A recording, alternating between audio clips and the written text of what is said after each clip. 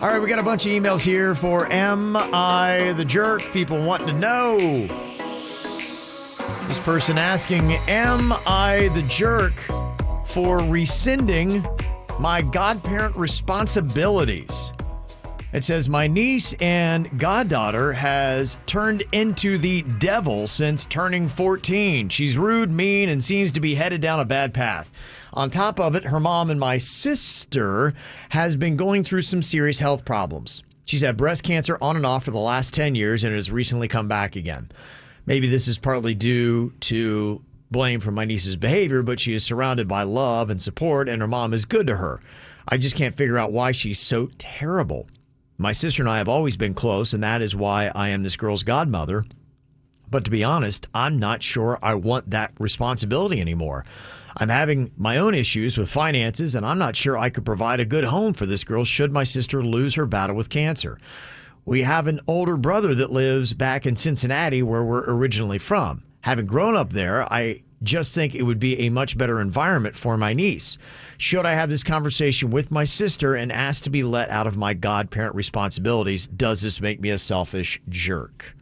Oh, Lord. Mm-hmm. This is a lot to dump on a woman who's fighting breast cancer. Right. I mean, let's cross that bridge when we come to it. Please don't upset her right now. Like, you guys as the siblings will figure it out if she passes away. But let's hope that we don't have to deal with that. Let's hope that she beats breast cancer again and you don't have to go down that path. Isn't that also the responsibility of a godparent, though? If you do agree to be the godparent, don't you kind of sign on knowing that if something happens, you're going to take... I mean, I'm Cannon's godparent. Yeah. If something happened to Kevin and the Queen, I would understand that I'd have to take responsibility over Cannon because that's what I agreed to. It is an obligation, but I think the whole family can come together and help with the obligation. It doesn't have to fall completely on one person when somebody passes away that has siblings like that. And that's easy to say, but not every family is like how your family is and like my family is, where they get along with their siblings and they're all going to do the right thing. There's a lot of people out there that don't get along with their siblings. And just because a kid is being a jerky teen doesn't mean that you should turn your back on them, because a lot of teens are jerks and they still need a parent. They need somebody, and you don't just give up on them because they're being a jerk off. Otherwise, we would have a bunch of homeless teens. The way I look at it is, if you sign up for that role, you got to step up and step into that role when things go askew. Yeah.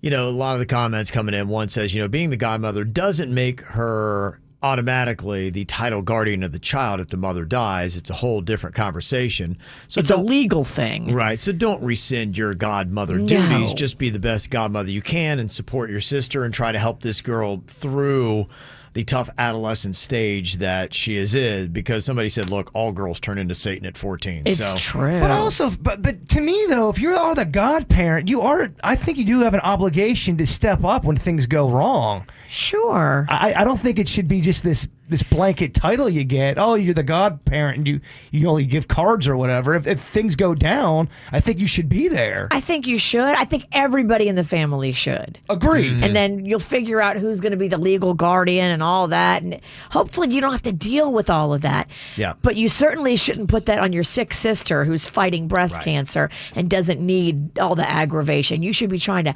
help the situation, not back away. Yeah. So pump the brakes and don't sweat on this. You're making something out of nothing right now. This email says, am I the jerk for leaving my husband penniless in Vegas?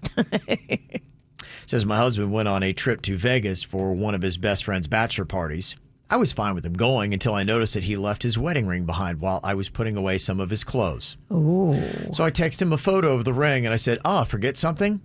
He simply replied with a smirking emoji, and I responded, okay, so we're single this weekend? Is that what you were trying to tell me? He replied, no, but I wasn't buying this being accidental, so I told him, well, that's what it looks like to me. Enjoy your weekend. Since I do all of our bills, I locked his bank card and went out to drink and party with my girlfriends. He wound up borrowing money from his friends, but told me how embarrassed he was by how I handled it. He said all of his friends now think that I'm a psycho. But what would you do in my position? Does this make me a jerk? I don't know. I mean, he might have legitimately just forgot his ring and not have been malicious. Well, the thing and I'm wondering, she didn't get too specific, but she said she discovered his ring while putting away clothes. Does that mean it was tucked in a drawer? Did he hide it? I don't know. That's almost what it sounds like. He took it off. It's like, yeah, well. He's a big dummy. First of all, I mean, if you're going to pull that move where you want to pretend like you're single in Vegas, you wear the ring to Vegas and you take it off in Vegas. Right. You don't take it off and leave it in your house where she can find it, you big dope. He also didn't respond well with the text that went back and forth. Smirky face? Yeah. Dude. Yeah. Yeah, she dunked on him pretty hard. But I don't know that I necessarily blame her for what she did. I would not put her at jerk status. What do you think, Virginia? I mean, I think it's kind of funny, but I think it's kind of cold, too. Luckily, he did have friends that he could borrow money from. But, I mean, if you guys share a bank account and then you lock him out of it and he's contributed half of it, that ain't cool. Yeah. Yeah, Okay. I'm glad I'm Until you catch him cheating. I mean, he's just being an idiot. Yeah. He was being an idiot. Now, if you caught him cheating, lock his ass out of the bank account. Yeah, I don't feel bad for the cheaters. No, I don't feel bad for him at all. Okay. All right. What do you think about this? Am I the jerk for refusing to pay? About 3 weeks ago, I asked my retired neighbor for the phone number of his lawn service company so that I could get a quote for my lawn. 2 weeks ago, when they come to cut my neighbor's lawn, he tells them that I'm interested, so they cut mine too. I then get a bill for $50 for the service they provided and a charge for another $50 as they have a policy where you have to book 2 services at a time. But I didn't order the first service, and I told them I'm not going to pay. My wife thinks I'm being a jerk and that I should just pay it. Am I?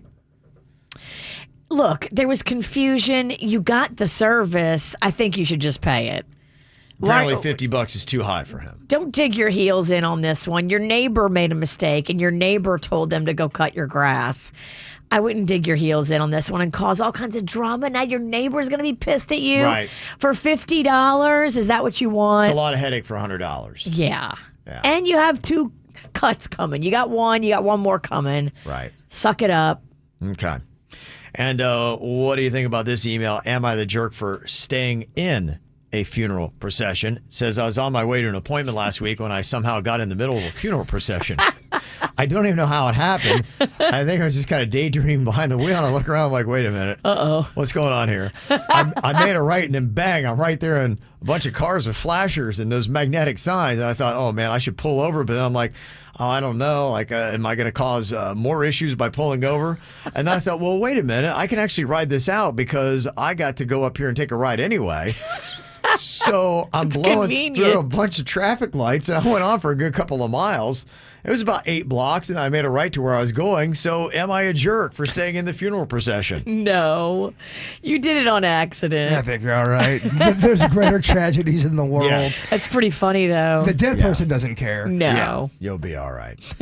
All right, got your own situation or any thoughts on any of the emails we got? You can send us a text, 877-979-WRMF, or get us your Am I the Jerk email, mail@kvjshow.com.